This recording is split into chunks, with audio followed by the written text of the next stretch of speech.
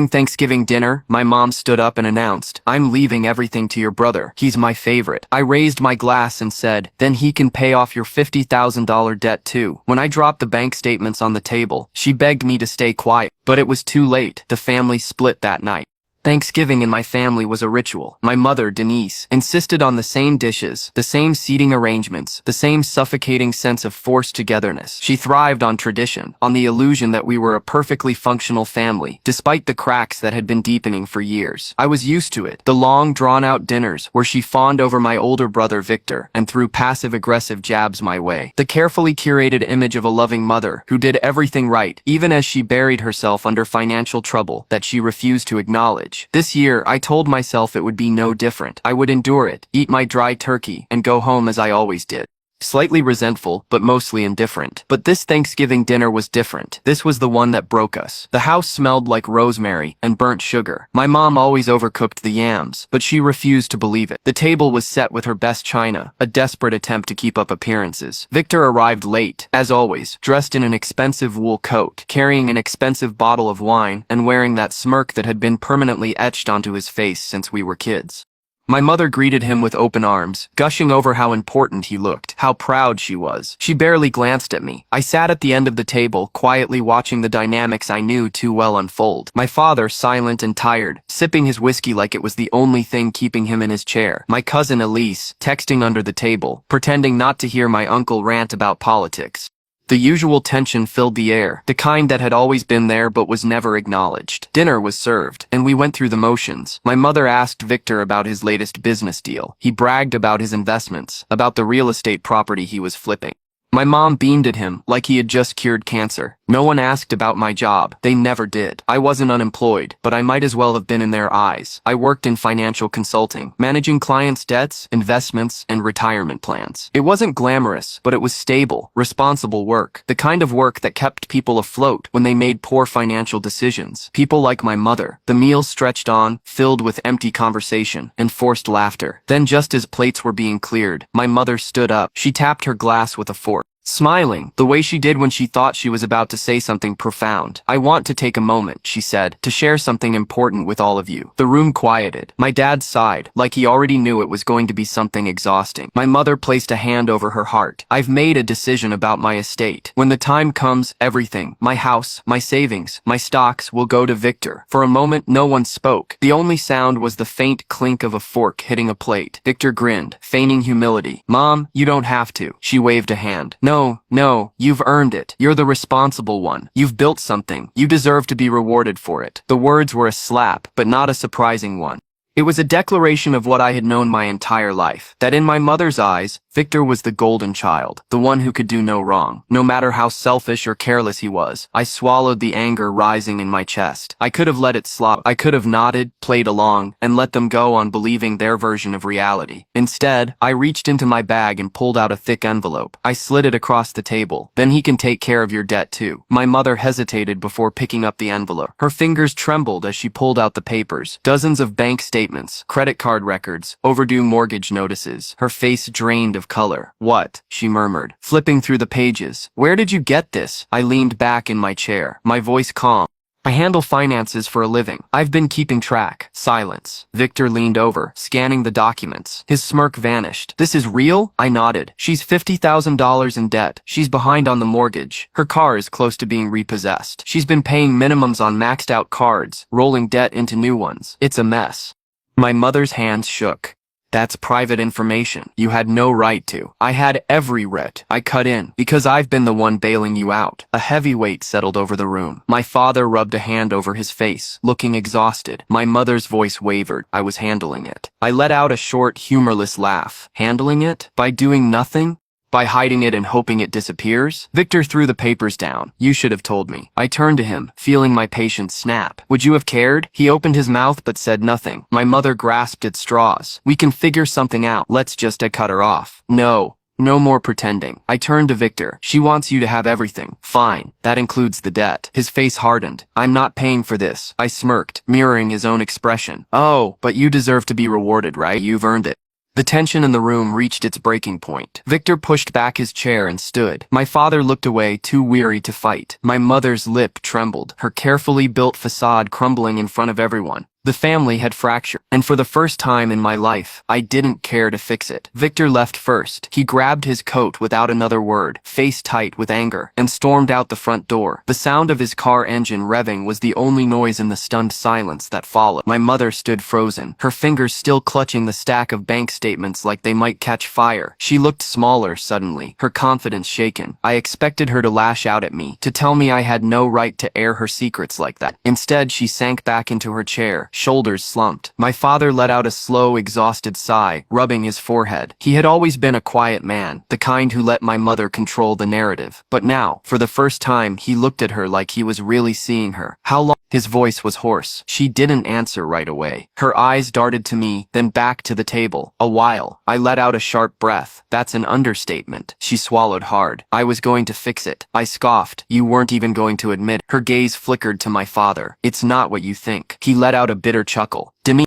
for God's sake. Our mortgage? I didn't miss the way he said our. I doubted he even knew how bad it had gotten. She straightened in her chair, as if forcing herself back into the role of the composed matriarch. I didn't want to burden you. I shook my head, anger bubbling beneath my skin. You didn't want to burden Victor. You had no problem letting me take the hit. Her jaw tightened. That's not fair. I leaned forward, my voice dangerously even. Fair? You think this is fair? You've been digging yourself into a hole for years, while putting Victor on a pedestal. And now, when the truth finally comes out, you still expect me to clean up the mess? She flinched at my words, but I didn't stop. I helped you because I thought stupidly that maybe one day you'd see me as more than an afterthought, but you don't. You never have. Her face paled. My father was watching me now, really watching me, like he was realizing something for the first time. I pushed my chair back and stood. I'm done, Mom. Her head snapped up. What do you mean? I exhaled slowly. I mean, I'm done taking responsibility for you. I gestured to the papers still clenched in her hands. That's your problem now. And Victor's apparently. Her lip trembled. I don't know what to do. I shrugged. Figure it out.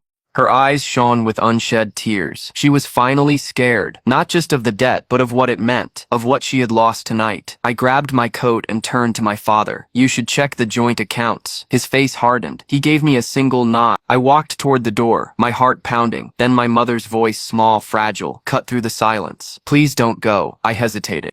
My fingers on the doorknob, and for a moment, just a moment, I almost stayed. But then, I remembered every Thanksgiving before this one. Every slight, every dismissal, every time she had made me feel like I was second place in my own family. I opened the door and stepped out into the cold. The night air bit at my face as I walked to my car, but I barely felt it. This wasn't the end, not yet, but it was the beginning of something else. And for the first time in my life, I didn't care if my mother approved. I sat in my car with the engine running, my hands gripping the steering wheel. The night air outside was crisp, and my breath fogged the windshield. The house I had just walked out of, the house I had grown up in, looked different now, smaller, like the walls had finally collapsed under the weight of all the secrets held inside them. My phone buzzed in my pocket. I pulled it out and saw Victor's name. I let it ring. A minute later, a text. We need to talk. I tossed the phone onto the passenger seat and drove. I didn't go straight home. Instead, I found myself at the one place I knew I could sit and think without being bothered. An old diner just outside town. The kind that never closed, smelled like burnt coffee, and had a waitress who called everyone Hun. I slid into a booth, ordered a coffee, and stared at my reflection in the dark liquid. For years, I had let my mother's favoritism roll off my back. It wasn't that I didn't care. It was that I had accepted it. I had spent my entire life watching Victor get everything handed to him, while I was expected to work twice as hard for half the recognition. But tonight, something had shifted. I wasn't angry. I was done. And that feeling, that weight lifting off my shoulders, it was almost freeing. Long night. I glanced up. The waitress, Carol, stood by my table, coffee pot in hand. She was in her 50s. With tired eyes, and a sharp gaze that could cut through anyone's bullshit. You could say that, I muttered. She refilled my cup, nodding toward my phone. That thing's been buzzing like crazy. I glanced at it. More missed calls. From Victor. From my mother. Even one from my dad. I saw family drama. Carol snorted. Ain't that the worst kind? I let out a tired chuckle. Yeah. She patted the table. Well, whatever it is, don't let it ruin your pie. I'll bring you a slice on the house. She walked off before I could refuse. I leaned back against the booth, staring at the ceiling. What now? I could ignore them. Shut my phone off and let them deal with their own mess for once. But a part of me, the part that had spent years cleaning up after their mistakes, knew it wouldn't be that easy. I took a deep breath and picked up my phone. Then, against my better judgment, I called my dad back. He answered on the first ring. "You okay?" he asked. I almost laughed. "I should be asking you that." A pause. "Your mother's upset." I closed my eyes. Of course she is. She's not used to being called out like that. I rubbed my temple. "And you? How are you handling it?" Another pause, longer this time. Then, in a voice lower than I'd ever heard from him, he said, "I should have done something sooner." That caught me off guard. "Dad?" A heavy sigh. I knew about some of it. Not the full extent, but I knew she was spending more than we had, and I let it happen. I sat up straighter. "Why?" He hesitated. Then, softer, "Because it was easier." That was the thing about my father. He never fought back, never pushed against my mother's decisions. He just let things happen. I had always resented him for it, but now, hearing the regret in his voice, I wasn't sure how to feel. "I'm going to fix it," he said. "Not you, not Victor, me." I wanted to believe him. I really did. But I had spent my whole life watching him stay silent. So instead, I said, "I hope you do."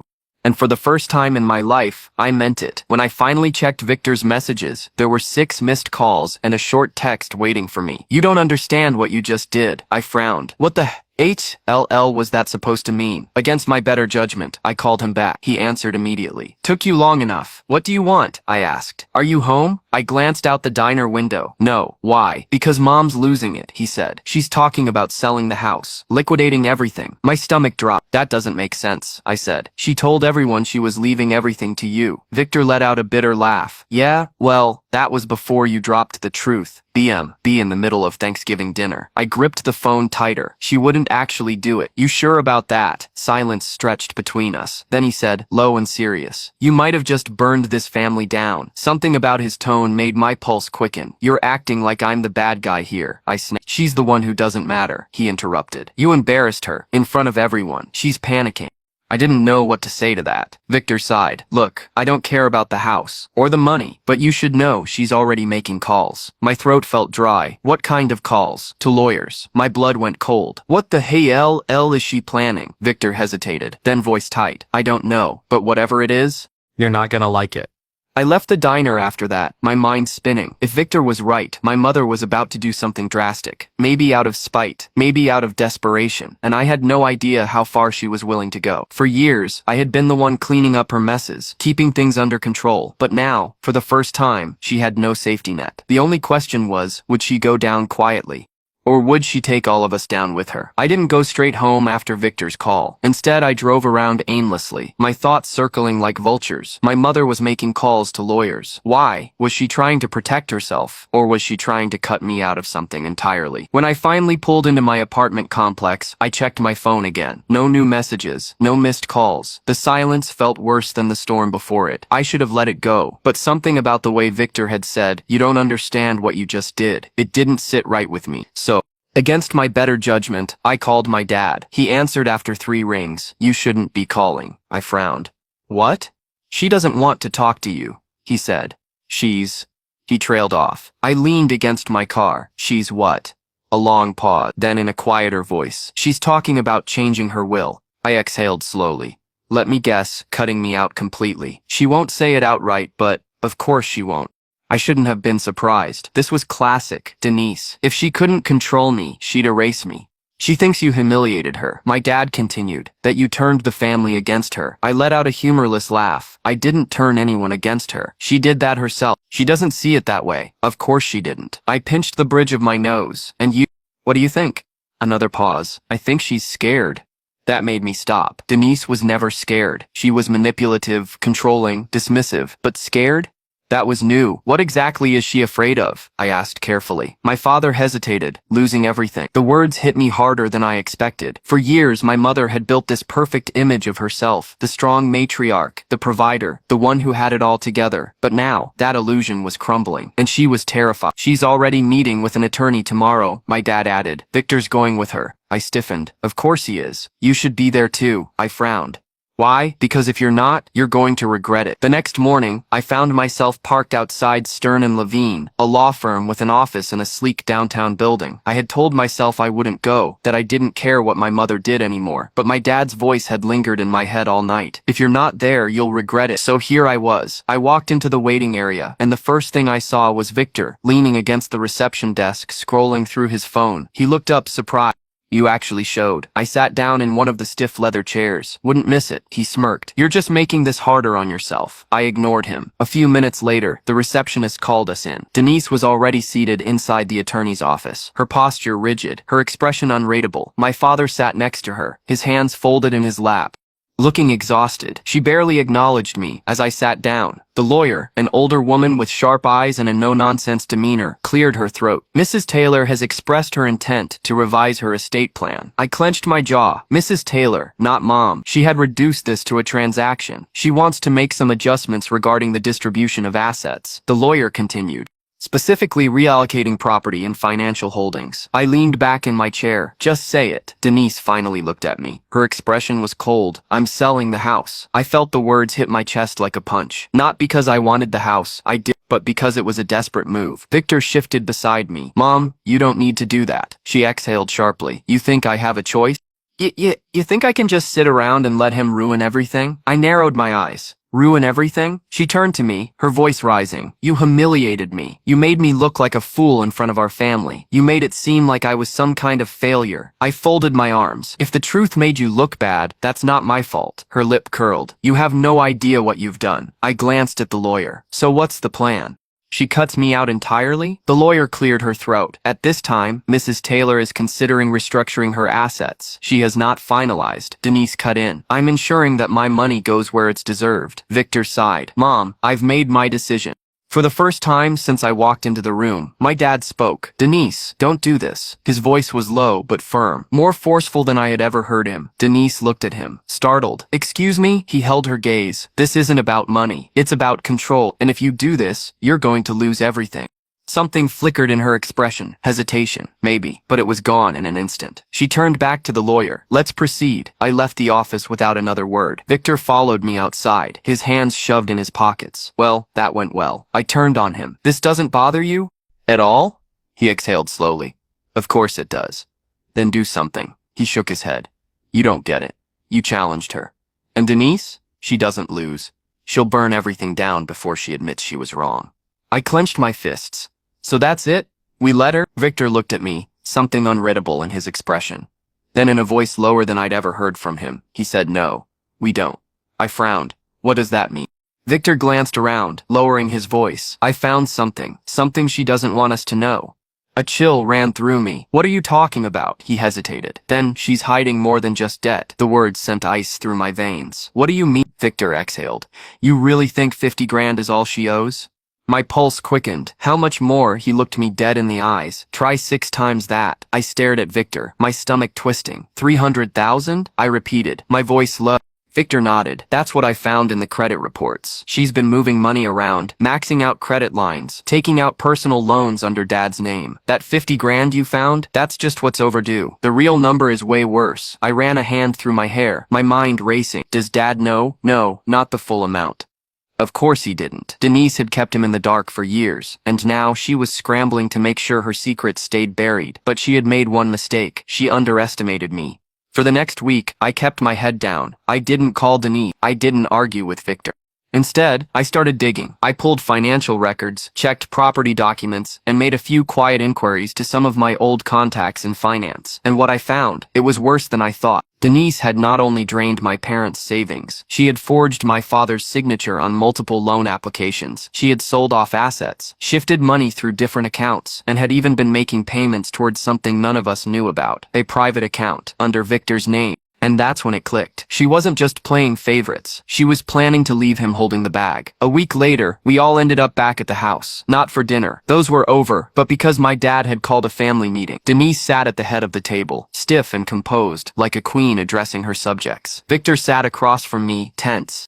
My father looked tired, but something about his expression was different. Sharper, because he knew I had made sure of that. Denise sighed dramatically. Can we get on with this? I have things to do. I smiled. Oh, I bet you do. She shot me a glare. I don't have time for your little attitude. I placed a thick folder on the table. Then you might want to make time for this. Her eyes flickered to the folder, then back to me. What is that?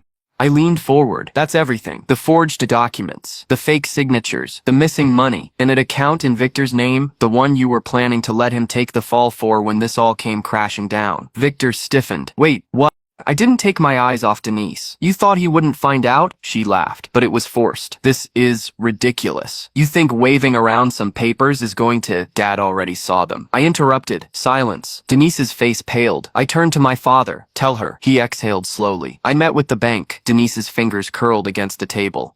I saw everything, he continued, voice steady. The accounts, the loans, the forged signatures. Her breathing quickened. I can explain. No, I said, cutting her off. You can't. Victor was still processing. He turned to a father. She was putting it all in my name? Dad nodded grimly. If the banks had come calling, you'd have been the one left holding the debt. Victor swallowed hard, looking genuinely shaken. Denise's confidence cracked. I was protecting this family, she tried. I was. No, my father interrupted, his voice like steel. You were protecting yourself. For the first time in my life, I saw real fear in her eyes.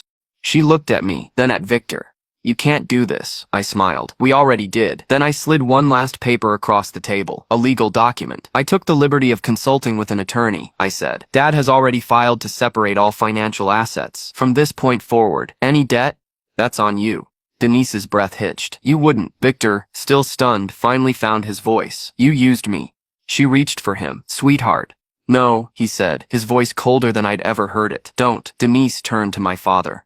Please, I didn't mean for it to get this bad. Dad stood, his chair scraping against the floor. You need to leave. Her mouth opened and closed, but no words came. For years, she had controlled everything. She had made the rules, decided who mattered, played us against each other. But now, she had nothing left. She stood slowly, her hands shaking. You're making a mistake. I exhaled, finally standing too. No, Mom, you did. She looked around, searching for someone, anyone to defend her, but no one did. And for the first time, she realized she had truly lost. She turned and walked out. No dramatic goodbye, no last words, just the sound of the front door closing behind her. In the weeks that followed, Denise tried to regain control. She called, she sent email. She even showed up at Victor's place once, demanding that he fix this. But there was nothing left to fix. My dad finalized the financial separation. Victor cut her off completely. And me? I did what I should have done a long time ago. I moved on, not in some dramatic, starting fresh kind of way. There was no grand realization, no sweeping moment of closure, just the quiet satisfaction of knowing that, for the first time in my life, I had stood my ground. Denise had spent years thinking she could manipulate, control, and play us against each other. But now, she had to live with the one thing she feared most, being alone. And that was the best revenge of all.